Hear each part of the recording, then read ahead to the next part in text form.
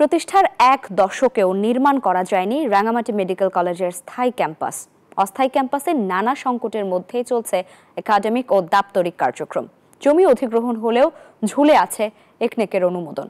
ফাতেমা জান্নাত মুমুর তথ্যচিত্রে desk report. এটি Rangamati medical কলেজের অস্থায়ী ক্যাম্পাস। নানা প্রতিবন্ধকতা পেরিয়ে 2014 সালে শুরু হয় এর শ্রেণী কার্যক্রম। তবে প্রতিষ্ঠার দীর্ঘ এক দশকেও কোনো নিজস্ব অবকাঠামো বা স্থায়ী ক্যাম্পাস নির্মিত হয়নি এই কলেজের।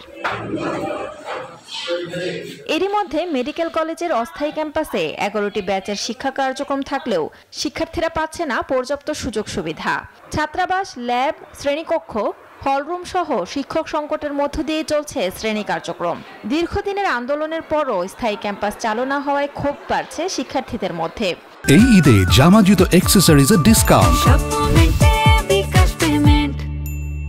2024 থেকে পার ক্লাসে 50 জন থেকে 75 জন উন্নীত হয়েছে, কিন্তু ক্লাসের সাইজও বাড়ে না। এজ এ রেজাল্ট দেখা যায় একটা ব্যাচ ক্লাস করলে 8টা ব্যাচকে বাইরে দাঁড়ায় থাকতে হয়। আমাদের যদি নিজস্ব হসপিটাল থাকতো, সেই হসপিটালের আমাদের নিজস্ব যে ওয়ার্ড সুবিধাটা আছে সেটা আমরা প্রপারভাবে ইউটিলাইজ করে আমাদের শিক্ষার মান উন্নয়নে সাহায্য করতে পারতাম। একটা মেডিকেল তৈরি করার ক্ষেত্রে যেটা প্রপার ম্যানেজমেন্ট থাকা দরকার ছিল, সেটা থেকে আমরা বঞ্চিত হচ্ছি।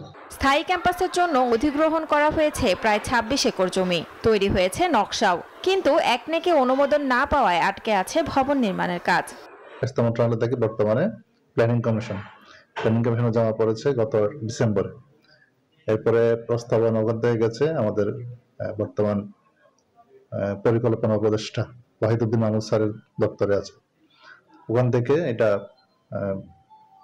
বলে তারপরে এটা প্ল্যানিং একনাকে যাবে। একনাকে যদি এটা অনুমোদন হয়, তারপরে প্রকল্প পরিচালক নিয়োগ হবে এবং নির্মাণের কাজ শুরু হবে। পার্বত্য চট্টগ্রাম জনসংহতি সমিতি ও ইউনাইটেড পিপলস ডেমোক্রেটিক ফ্রন্টের বিরোধিতার মধ্যে বাঙালি শিক্ষার্থীর রক্তের বিনিময়ে অর্জিত এই মেডিকেল কলেজের সফলতা ধরে রাখতে স্থায়ী ক্যাম্পাসের বিকল্প নেই বলছেন সংশ্লিষ্টরা। Desk report, news 24।